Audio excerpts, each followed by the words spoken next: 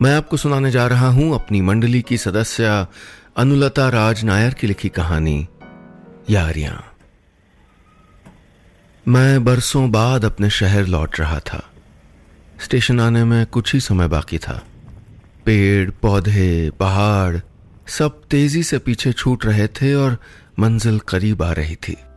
मंजिल यानी मेरा घर, मेरे अपने और मेरी मोहब्बत आफिया। एक झटका खाकर ट्रेन प्लेटफॉर्म पर रुक गई। मैं अपना सामान लेकर उतर गया। स्टेशन पर एक अजीब सा सन्नाटा था। भीड़ भाड़ वाली जगह ऐसी चुप्पी देखकर मैं हैरान था। कुछ सोचता समझता इससे पहले सामने से अरमान चचा आते हुए दिखाई दिए।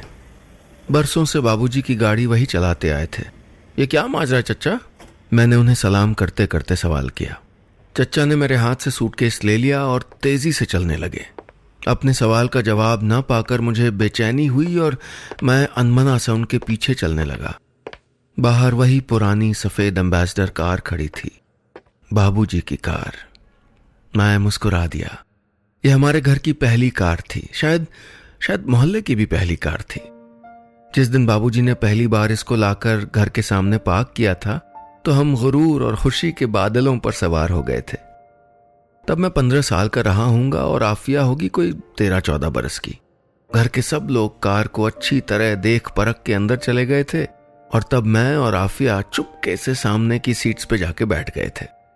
मोहब्बत तो नहीं मगर दिलों में कुछ नाजुक एहसास जरूर थे। मुझे ख्यालों में खोया देख चच्चा ने कार का दरवाजा खोलकर मुझे भीतर धकेल सा दिया और जल्दी से ड्राइविंग सीट पे आके बैठ गए। उन्होंने कार स्टार्ट कर दी। मैं खामोशी से खिड़की के कांच से सर टिकाकर बाहर देखने लगा। शहर बदला बदला सा लग रहा था।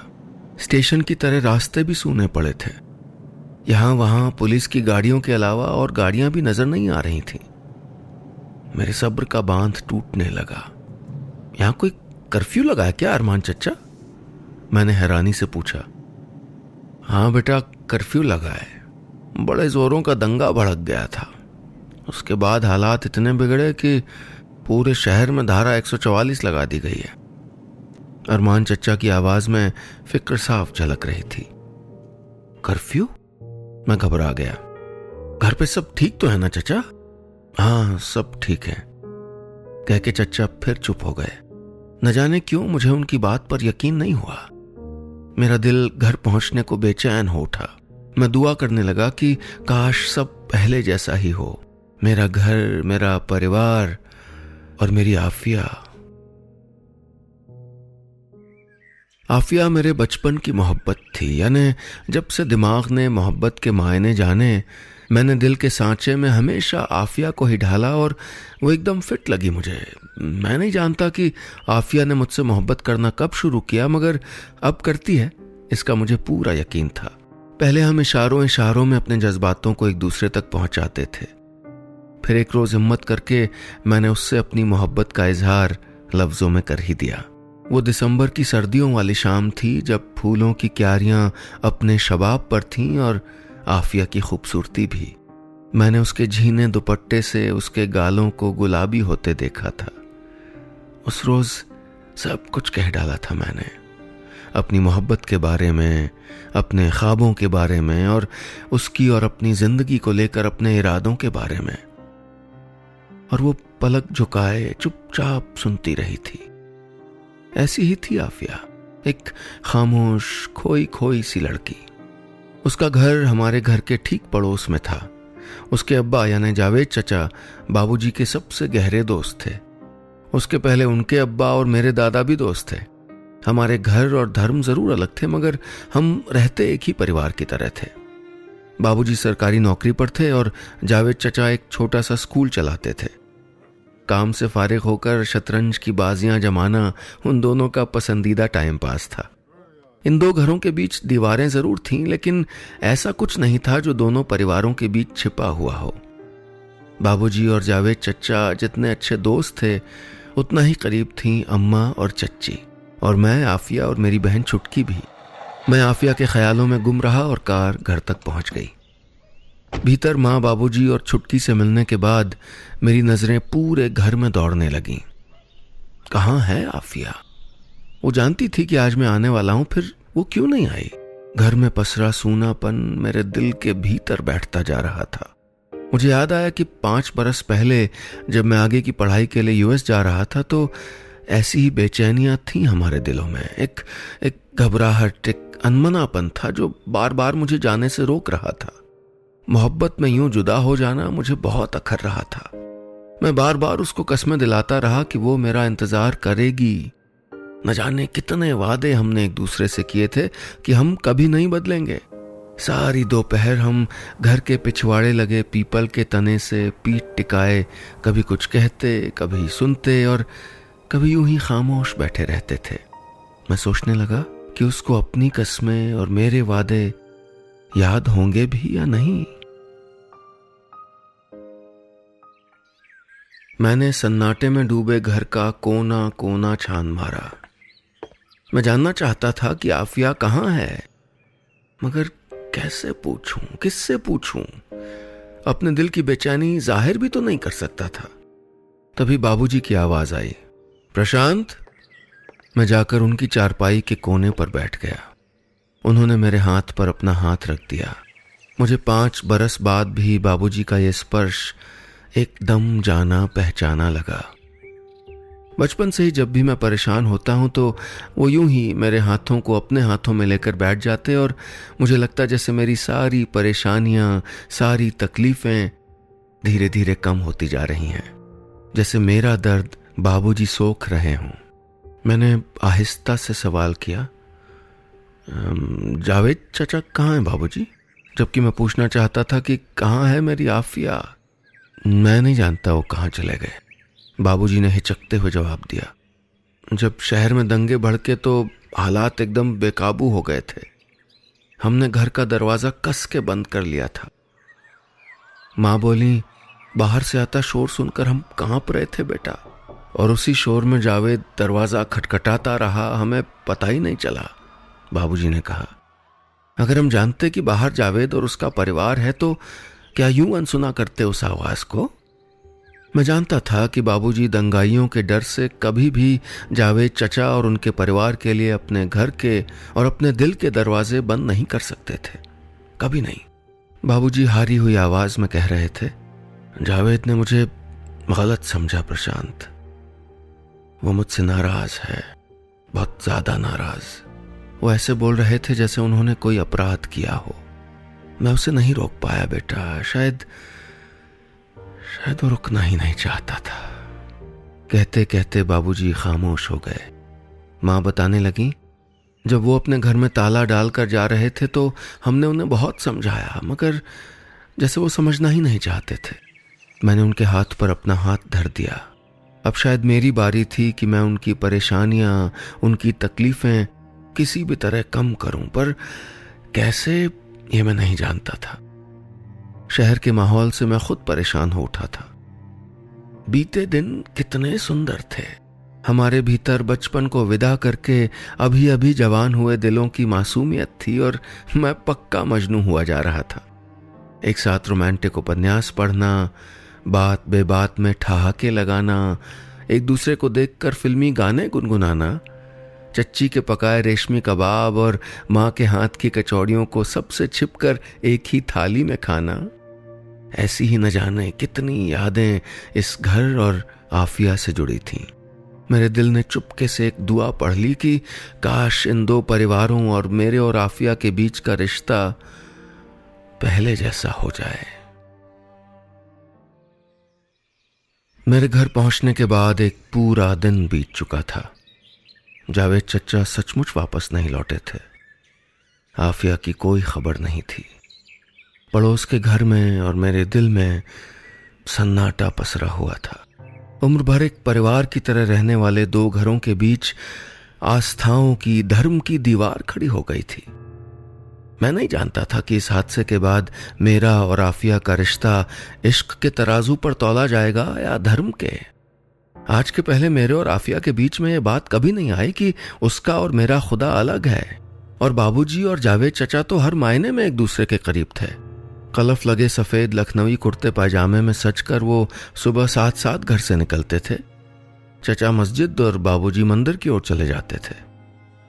सारे त्योहार हम साथ मनाते थे।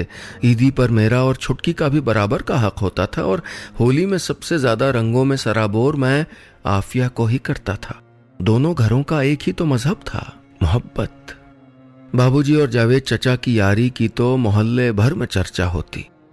वो राजनीति से लेकर सामाजिक और धार्मिक सभी मसलों पर धुआंधार बहस करते। कई बार होता कि उनके विचार टकरा जाते, मगर दिलों में कभी दूरियां नहीं आई। सच कितने अच्छे दिन थे वो। बचपन में छुटकी और आफिया को साथ साथ पढ़ाने का जिम्मा मेरे सर था। मैं शुरू में ये काम सिर्फ बड़ों का आदेश समझकर करता था, लेकिन जब दिल जवान हुआ तो जी करता था कि मैं हर वक्त आफिया को पढ़ाता रहूं। और शायद वो भी यही चाहती थी। वो मेरे और आफिया के इश्क के शुरुआती दिन थे। मैं पढ़ाते वक्त एक कड़क मास्टर बनने का ढोंग करता। आफिया गलती करती तो पहले उसको सख्ती से टोकता, सजाएं तय करता, फिर माफ करके उसके दिल में अपनी छोटी सी एक जगह बना लेता। मुझे देखना है बीते सालों में वो जगह अभी भी बाकी है या नहीं। बाबूजी ने जो घर के दरवाजे नहीं खोले, तो क्या जावेद चचा और आफिया ने भी अपने दिल के दरवाजे बंद कर लिए, मेरे लिए भी? मुझे याद है कि पढ़ाते वक्त मैं एक पतली सी छड़ी उठाता और आफिया डर कर अपनी हथेलियां आगे कर देती। उसकी एक हथेली के ठीक बीच में एक काला तिल था। सौभाग्य का तिल, मां कहती थी। उस तिल पर नजर पड़ते ही मैं अपनी छड़ी पीछे कर लेता और छुटकी की नजर बचाकर उस तिल को अपनी उंगलियों से छू लेता। मुझे देखना है कि सौभाग्य का वो तिल उसकी हथेलियों पर अब भी है कि नहीं। अपने शहर और परिवार के हालात देखकर मैं बुरी तरह घबरा गया था। दो परिवारों में आई इस दूरी पर मेरी मोहब्बत दांव पर लग गई थी। शहर में बहुत सख्त कर्फ्यू था, सब कुछ ठप पड़ा था। मैं हर हाल में आफिया से मिलना चाहता था, उससे बात करना चाहता था। मुझे बहुत कुछ कहना था, बहुत सुनना था। पिछले सालों में आफिया कभी कभी एसटीडी बूथ से मुझे फोन लगा लिया करती थी। हाँ, कुछ कहती नहीं थी, बस चुप रहती थी और मैं भी कहाँ कुछ कह पाता था। बिना कुछ कहे हम अपनी चुप्पियों से दिल के हाल जान लिया करते थे। फिर कुछ देर बाद अचानक उसकी आवाज आती, अल्लाह 200 रुपए हो गए, और फोन कट जाता। इश्क की खामोशियां सुनने सुनाने के लिए शायद ये कीमत ज्यादा नहीं थी। 2 दिन बाद कर्फ्यू में ढील हुई तो मैं पुराने शहर की तंग गलियों में निकल पड़ा। मेरा हंसता मुस्कुराता शहर कैसा वीरान पड़ा था। मैं यहां वहां भटकता हुआ वो चेहरा खोजता रहा जो बीते 5 बरसों में एक पल के लिए भी मेरे जहन से नहीं हटा था। मैं खोजता रहा जावेद चचा का चेहरा, उनकी 2 छोटी छोटी आंखें जिनमें मैंने हमेशा अपने लिए प्यार देखा था। मैं ढूंढता रहा चच्ची को, जिनके दुपट्टे के किनारे बंधे नोट मैं खोल के भाग जाया करता था। शाम ढलने लगी मगर कुछ हासिल नहीं हुआ। इस शहर की तरह मेरी धड़कनें भी सुस्त पड़ गईं और मैं घर लौट गया। पड़ोस के घर के दरवाजे पर अब भी ताला लटका था। मेरा मन अपने आप से घबराकर बार बार पीछे चला जा रहा था। 5 बरस पहले बाबूजी ने मुझे पढ़ाई करने विलायत भेजा था। मुझे लेकर उनके मन में बड़े बड़े सपने थे। जावेद चचा का भी बड़ा मन था कि मैं पढ़ाई के लिए बाहर जाऊं। बाबूजी पैसों के जुगाड़ में लगे थे, तब जावेद चचा ने अपने फिक्स डिपॉजिट्स लाकर बाबूजी के हाथ में धर दिए थे। बाबूजी की आंखें भर आई थीं। जावेद, तुमसे नहीं ले सकता ये पैसे। आखिर आफिया की शादी के लिए भाभी ने बड़ी मेहनत से जोड़े हैं। अरे जब हमारे बीच कुछ भी मेरा और तुम्हारा नहीं है तो फिर ये कागज के चंद टुकड़े मेरे कैसे हुए? और रही आफिया की शादी की बात, तो वो भी हो जाएगी, चचा ने कहा था। वो मेरी ओर देखकर मुस्कुराए थे। उस पल मुझे लगा था जैसे उन्होंने आफिया का हाथ मेरे हाथ में दे दिया हो। न जाने कहां चला गया वो वक्त, वो हसीन पल कहां गुम हो गए। कुछ दिनों में शहर यूं शांत हो गया जैसे उन दंगे फसादों के लिए खुद ही शर्मिंदा हो। मैं सारा दिन बारी बारी शहर की और अपनी यादों की गलियों में भटकता रहता। आफिया यादों में तो हर जगह थी, मगर शहर में उसका कोई पता नहीं चला। मैं फिर खाली हाथ घर लौट आया था। बाबूजी ठंडी सांस भरकर बोले, कितने अफसोस की बात है प्रशांत, हम अपने घर में अपनों को ही पनाह नहीं दे पाए। बात सचमुच बहुत अफसोस की थी। आफिया कहीं नजर नहीं आ रही थी, वो मुझसे दूर जा चुकी थी।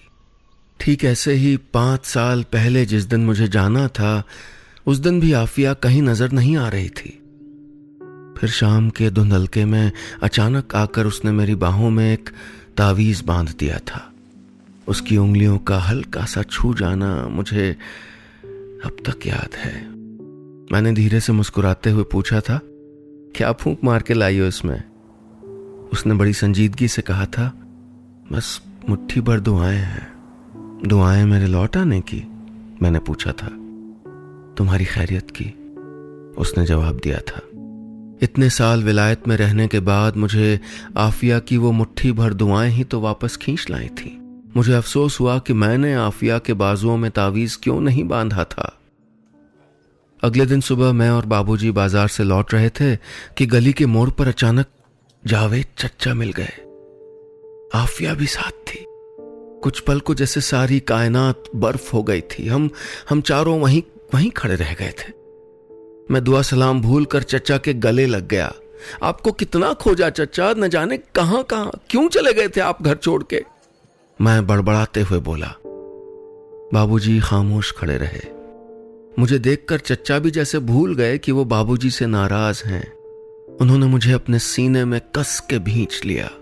मैंने धीरे से उनके कान में फुसफुसा के कहा, बाबूजी ने 3 रोज से खाना नहीं खाया है। शतरंज की बाजी टेबल पे अब भी जमी है और माँ और चुटकी का आफिया के बिना दिल नहीं लग रहा है। घर लौट आइए ना जावेद चचा। चचा ने मुझे झटके से अलग कर दिया, लेकिन उनके कुछ कहने के पहले बाबूजी उनका हाथ पकड़कर घर की तरफ ले जाने लगे। चचा ने बाबूजी को नजर भर के देखा और चल पड़े उनके साथ। थोड़ी सी देर की खामोशी थी बस। फिर दोनों ऐसे बतियाने लगे मानो कुछ हुआ ही नहीं हो। जरा सी गलत फहमी थी, जरा से मैं दूर हो गई। पुरानी यारियों के अपने रंग ढंग हुआ करते हैं। मैं और आफिया भी चुपचाप उंगलियां थामे उनके पीछे चल पड़े। बस इतनी सी थी ये कहानी।